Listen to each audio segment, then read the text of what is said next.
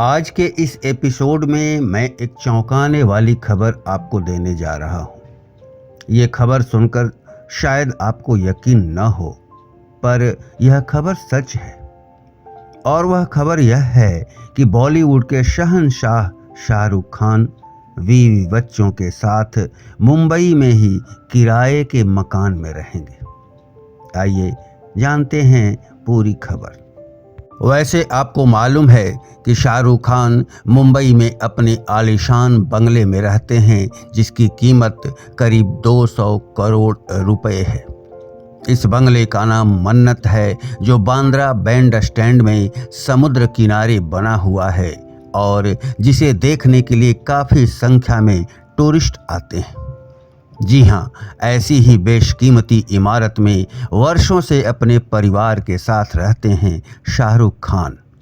ऐसे में सवाल उठता है कि ऐसी कौन सी मजबूरी है जिसकी वजह से शाहरुख खान गौरी, आर्यन, सुहाना और अबराम के साथ किराए के मकान में रहेंगे। इसके पहले कि मैं यह बताऊं कि शाहरुख अपना बंगला क्यों खाली कर रहे हैं, मैं आपको यह बताता हूं कि शाहरुख खान अपना बंगला खाली करने के बाद कहां रहेंगे। मैं आपको बताऊं कि शाहरुख खान ने मुंबई के पाली हिल्स इलाके में किराए पर 2 डुप्लेक्स अपार्टमेंट लिया है, जिसमें वे मई 2025 से अपने परिवार के साथ रहेंगे। ये अपार्टमेंट मशहूर फिल्म निर्माता वासु भगनानी के बेटे जैकी भगनानी और बेटी दीप शिखा के हैं। गौरतलब है कि शाहरुख इन्हीं अपार्टमेंट में अगले 3 वर्षों तक रहेंगे। दरअसल शाहरुख खान के बंगले मन्नत में बड़े स्तर पर निर्माण कार्य होने वाला है। बंगले के कई हिस्से को नए कंस्ट्रक्शन के जरिए बढ़ाया जाएगा, जिसके लिए कोर्ट और मुंबई नगर पालिका की इजाज़त भी मिल गई है। मन्नत में यह कंस्ट्रक्शन वर्क इसी वर्ष के मई महीने में शुरू होगा और यही वजह है कि शाहरुख किराए के मकान में शिफ्ट हो रहे हैं।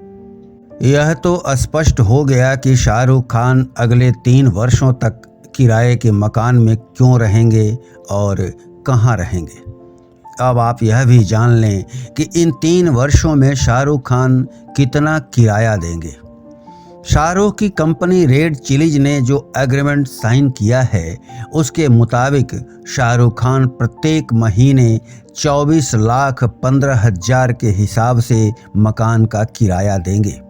यानी किराया के मद में सालाना 2,90,00,000 रुपए देने होंगे और इस हिसाब से 3 वर्षों में शाहरुख कुल 8,70,00,000 रुपए किराया के रूप में देने वाले हैं।